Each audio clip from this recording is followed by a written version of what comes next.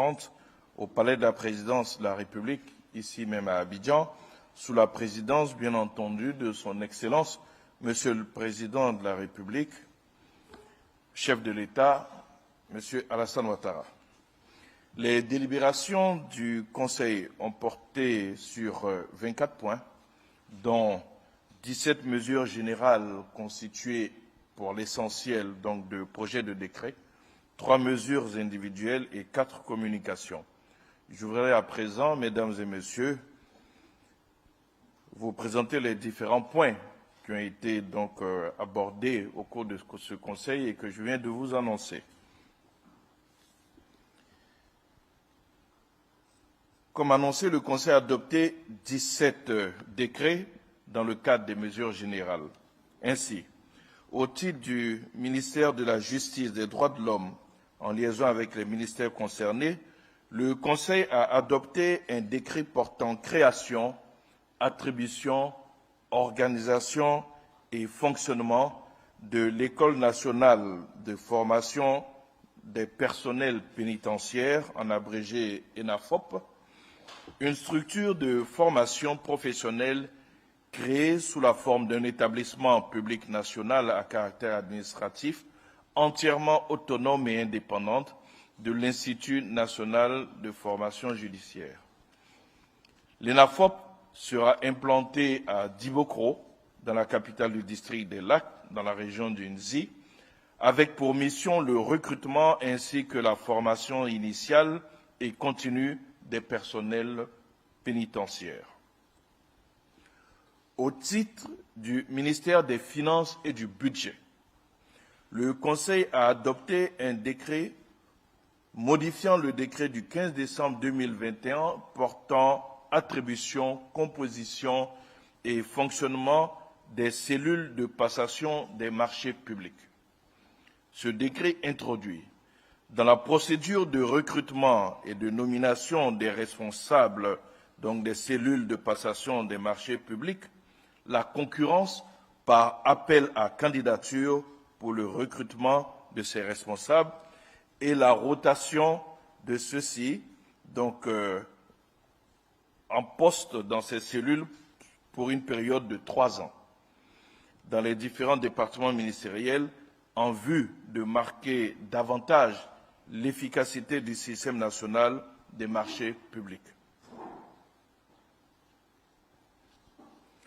Au titre du ministère des Affaires étrangères, de l'intégration africaine et des Ivoiriens de l'extérieur, en liaison avec les ministères concernés, le Conseil a adopté 3 décrets. Le premier décret porte ratification de l'accord de prêt conclu le 28 novembre 2024 entre le Fonds d'Abu Dhabi pour le développement, ADFD, et la République de Côte d'Ivoire d'un montant total de 183 650 000 AED des Émirats arabes, soit environ 31 259 152 000 francs CFA en vue du financement de la première phase du programme de construction de 25 000 logements sociaux à Abidjan. Ce projet vise à améliorer les conditions de vie des populations dans les grandes villes, notamment Abidjan, avec la construction de logements sociaux et économiques pour les ménages vulnérables à faible revenu. Il prévoit dans une première phase la construction de 6 424 logements dans le cadre du programme d'urgence pour l'achèvement de 25 000 logements répartis dans quelques communes d'Abidjan. Le deuxième décret adopté par le Conseil est relatif à la ratification du contrat de prêt conclu le 17 décembre 2024 entre la KfW et la République de Côte d'Ivoire d'un montant total de 60 millions d'euros, soit 39 359 420 000, en vue du financement du programme énergie renouvelable et efficacité énergétique, constituant donc la construction de la ligne dénommé dorsale de l'Est. Ce projet s'inscrit dans le cadre de la construction d'une ligne de 400 kV dans l'Est, portant sur la réalisation de 4 postes de 400 kV reliés par une ligne de 541 km. Cette ligne ira du poste d'Anyama au futur poste de Ferkessé-Dogo 2, en passant par le futur poste de Daoukro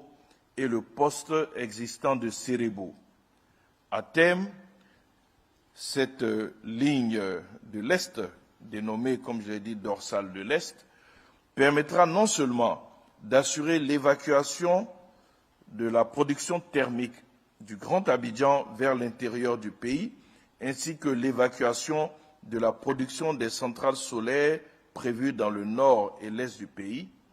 mais également de réduire les coûts de production et les émissions de gaz à effet de serre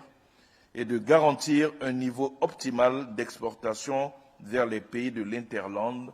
tout en préservant la stabilité du réseau électrique. Le troisième décret est, quant à lui, relatif à la ratification du contrat de prêt et d'exécution d'un montant total de 25 millions d'euros, soit 16 398 925 000 francs CFA,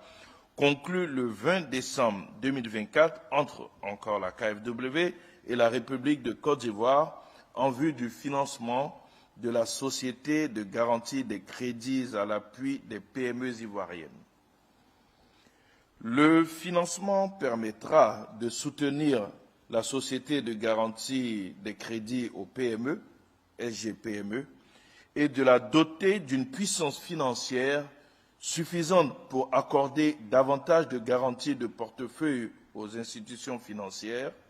de sorte à faciliter et à accroître l'octroi des crédits aux PME. Cet appui comprend également l'assistance de la SGPME et des institutions financières dans le domaine de l'implémentation de systèmes informatiques efficients et de la formation en matière environnementale et sociale. Au titre du ministère de la Construction, du Logement et de l'Urbanisme, en liaison avec les ministères concernés, le Conseil a adopté 2 décrets. Le premier portant déclaration d'utilité publique de la parcelle de terrain formant le lot numéro 2 de l'îlot 1 du lotissement dénommé Lycée technique résidentiel Nord, objet du titre foncier 209.218 de la circonscription foncière de Cocody à Abidjan. Cette parcelle, située dans la périphérie du centre sportif, culturel et d'éthique ivoiro-coréen Alassane Ouattara, est prévue pour abriter des infrastructures sportives complémentaires, dont un réceptif de mise au vert des athlètes, une piscine olympique ainsi qu'un espace d'exposition culturelle pour accueillir des compétitions sportives et des activités socio-culturelles. Le deuxième décret, adopté par le Conseil, est relatif à la déclaration d'utilité publique des parcelles affectées à l'extension de la centrale solaire de 50 MW crête et aux infrastructures associées situées à Benguebougou dans le département de Korogo. Il convient de rappeler qu'en novembre 2016, l'État a signé avec la société Korogo Solaire une convention de concession de services publics portant sur la réalisation d'une centrale solaire d'une puissance de production d'électricité de 25 MW crête connectée au réseau électrique de Benguebougou. Dans le cadre du projet d'extension de la puissance de production de la centrale solaire de 25 MW crête à 50 MW crête, ce décret intègre au domaine de l'État 2 parcelles d'une superficie cumulée de 40 hectares, jouxtant les emprises de la centrale. Cet espace est prévu pour accueillir les infrastructures électriques dédiées à l'extension de la centrale solaire de Benguebogo. Aussi, les détenteurs de droits coutumiers, de titres définitifs de propriété sur les emprises des différents projets, les locataires ou leurs ayants droit percevront une indemnisation conformément à la réglementation en vigueur. En conséquence, toute transaction, toute construction nouvelle, même précaire, tout type de travaux de nature à modifier l'état du sol portant sur ces sites sont interdits. Au titre du ministère du Patrimoine, du portefeuille de l'État et des entreprises publiques, en liaison avec les ministères concernés, le Conseil a adopté un décret portant transfert d'actifs de l'État à la société d'État dénommée Port autonome de San Pedro, en abrégé PASP. En 1994, l'État a réalisé, grâce au financement de l'aide publique au développement du gouvernement du Japon, diverses infrastructures et équipements constitutifs du port de pêche de San Pedro, exploité par le port autonome de San Pedro, sans un acte préalable formalisant le transfert de propriété. Ce décret, régularisant la situation, transfère au port autonome de San Pedro en pleine propriété les actifs du port de pêche sous la forme de subventions d'investissement en vue d'harmoniser et de clarifier les états financiers du port autonome de San Pedro. Ces actifs comprennent notamment les infrastructures destinées à l'accueil des embarcations de pêche et les installations dédiées à la conservation et à la commercialisation des produits de pêche. Au titre du ministère des Ressources animales et halieutiques, en liaison avec les ministères concernés, le Conseil a adopté 5 décrets portant reconnaissance chacun d'une organisation interprofessionnelle agricole, respectivement de la filière aquacole, de la filière pêche, de la filière des gros ruminants, de la filière des petits ruminants et de la filière porcine. Face aux enjeux mondiaux de durabilité, de sécurité alimentaire et de compétitivité, l'institutionnalisation de ces différentes organisations interprofessionnelles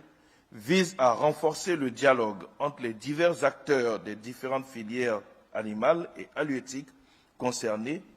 et à coordonner leurs efforts en vue d'optimiser la gestion collective des enjeux et de défendre les intérêts environnementaux et socio-économiques du pays. Au titre du ministère de l'Environnement et du Développement durable et de la transition écologique, en liaison avec les ministères concernés, le Conseil a adopté un décret portant création de la réserve naturelle volontaire Eden de l'Agnebi-Tiassa,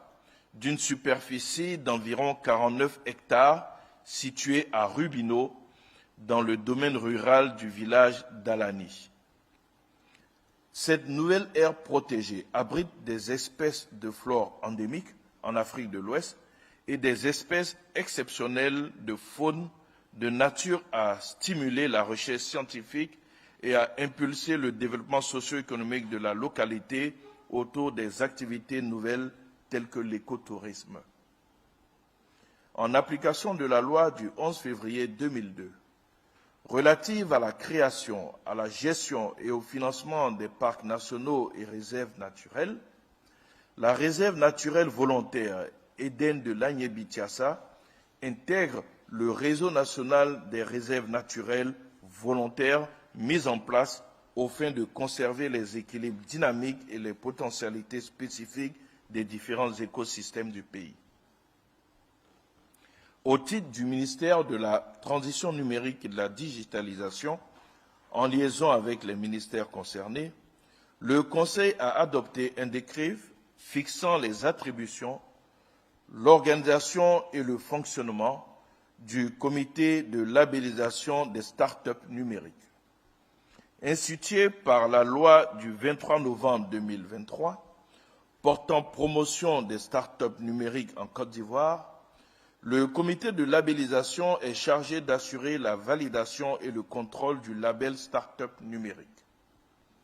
Ce décret précise les attributions du comité et détermine sa composition ainsi que les modalités d'octroi et de retrait éventuels du label startup numérique. Au titre du ministère du Commerce et de l'Industrie, en liaison avec les ministères concernés, le Conseil a adopté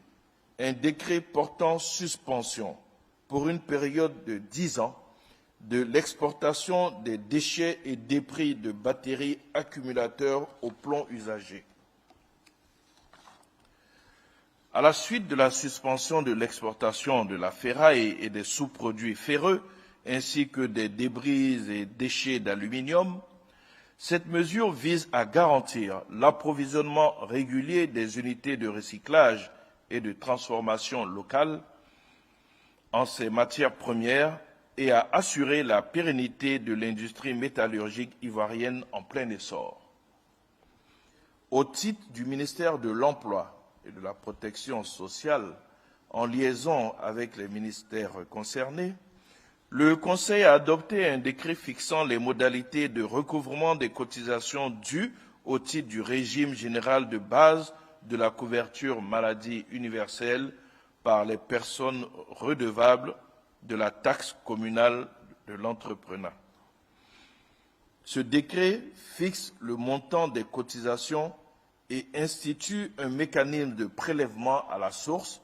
pour leur recouvrement en vue de mobiliser davantage de ressources pour assurer une prise en charge effective et continue des populations grâce à la couverture maladie universelle, la CMU. Le montant des cotisations mensuelles dues au titre du régime général de base de la CMU par les personnes assujetties à la taxe communale de l'entrepreneur est fixé à 1 000 francs CFA. Ces cotisations sont perçues par les collectivités territoriales au moment du paiement de la taxe et sont reversées à l'IPS-SENAM. Je voudrais à présent, mesdames et messieurs, aborder donc les mesures individuelles qui ont été adoptées au cours de ce Conseil. Au titre du ministère des Affaires étrangères, de l'intégration africaine et des Ivoiriens de l'extérieur,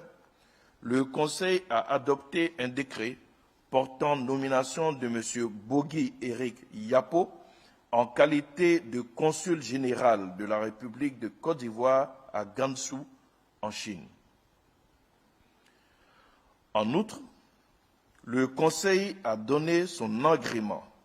en vue de la nomination de M. Robert John Marshall, ambassadeur extraordinaire et plénipotentiaire de Sa Majesté du Royaume-Uni, de Grande-Bretagne et d'Irlande du Nord, près la République de Côte d'Ivoire, avec résidence à Abidjan. Le Conseil a enfin donné son agrément en vue de la nomination de M. Simon Clément Serossi,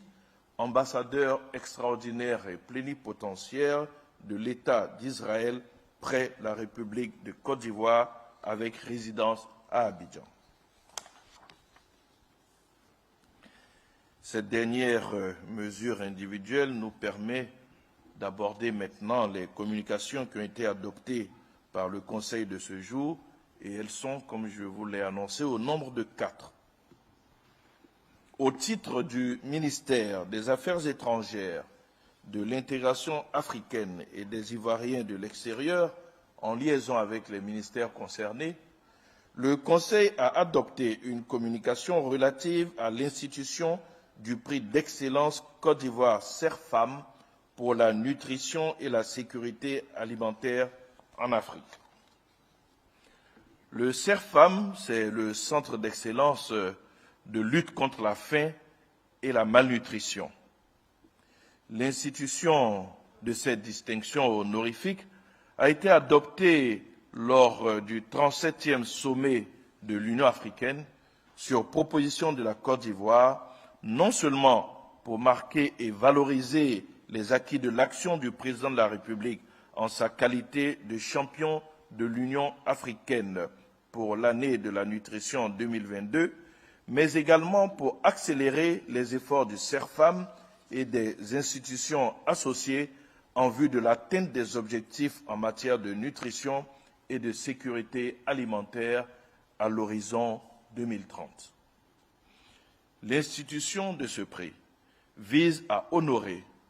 les personnes vivantes, les institutions, les organismes publics ou privés,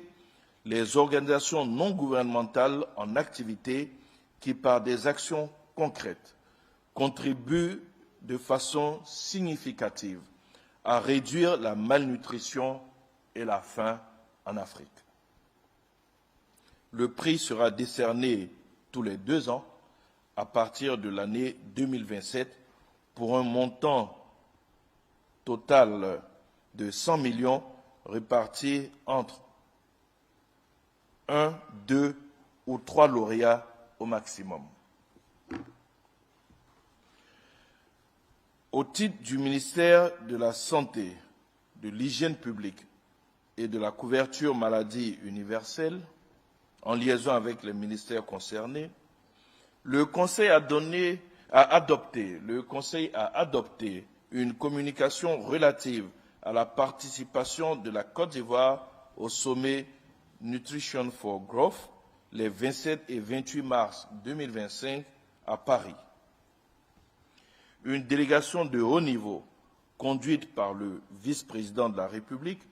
prendra part à cette importante conférence internationale dédiée à l'adoption de nouveaux engagements après ceux de Tokyo, en vue d'éliminer la malnutrition sous toutes ses formes d'ici 2030. Le vice-président co-présidera le sommet aux côtés du président de la République française et du secrétaire général des Nations unies. En prélude à cette rencontre, le Conseil a validé les engagements qui seront pris par notre pays et enregistrés au Compact Nutrition for Growth de Paris. Au titre du ministère des Eaux et Forêts, en liaison avec les ministères concernés, le Conseil a adopté une communication relative à la situation de la SODEFOR et aux recommandations en vue de sa restructuration.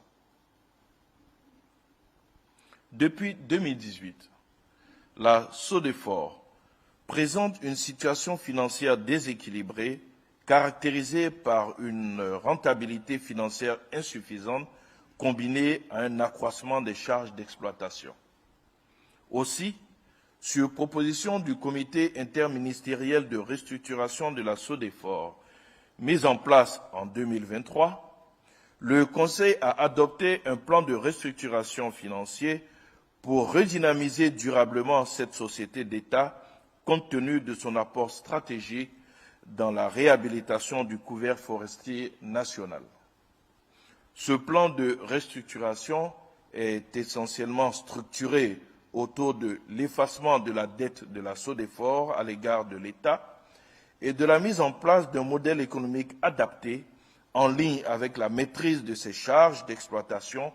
afin de rétablir l'équilibre financier de la société et de dégager des ressources substantielles pour assurer le financement optimal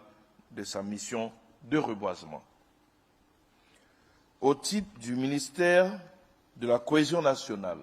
de la solidarité et de la lutte contre la pauvreté, et cela en liaison avec les ministères concernés, le Conseil a adopté une communication relative à la mise en œuvre du programme Filets sociaux à fin décembre 2024. Le programme Filets sociaux a été conçu pour soutenir les ménages vulnérables ciblés parmi les plus pauvres, avec un accompagnement financier trimestriel de 36 000 francs CFA sur une période de 3 ans et des mesures diverses d'appui pour favoriser leur inclusion sociale. De 2017 à 2024, 457 000 ménages bénéficiaires ont été touchés sur l'ensemble des 31 régions du pays. En 2024, les ménages actifs qui continuent de recevoir les transferts monétaires sont au nombre de 230 000 après la sortie progressive de 227 000 ménages au terme de leurs 3 années de bénéfices.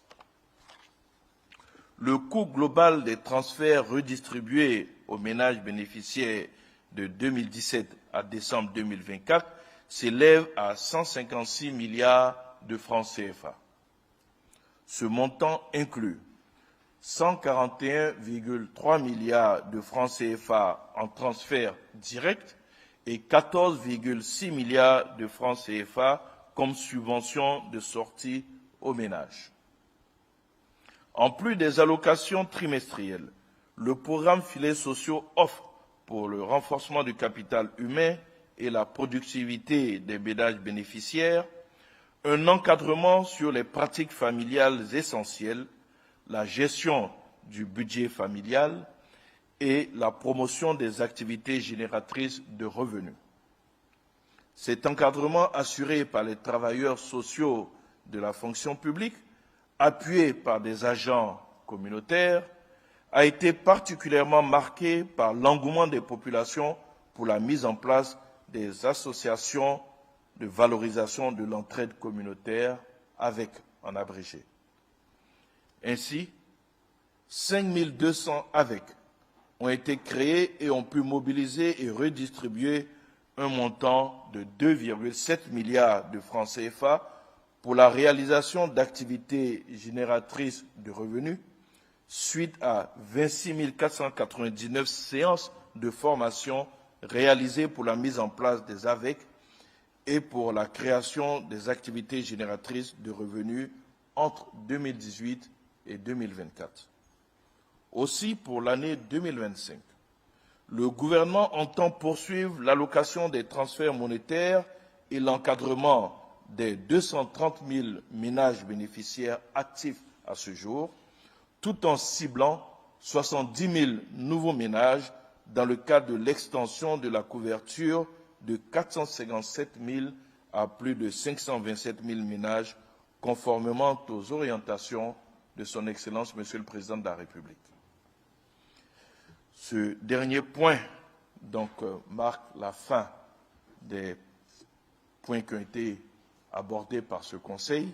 et l'ensemble donc des décrets et communications qui ont été adoptés. Nous n'avons pas eu de point de divers et la date du prochain Conseil a été fixée au 9 avril 2025. Je vous remercie pour votre attention et je me tiens à votre disposition pour les questions éventuelles, aussi bien sur le Conseil dans un premier temps et dans un second temps, s'il y en avait éventuellement des questions d'actualité.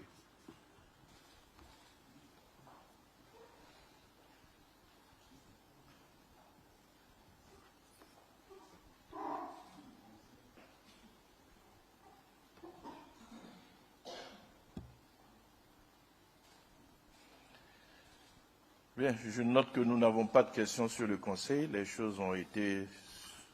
je pense, clairement dites. Je suis à votre disposition pour les questions d'actualité si vous en aviez.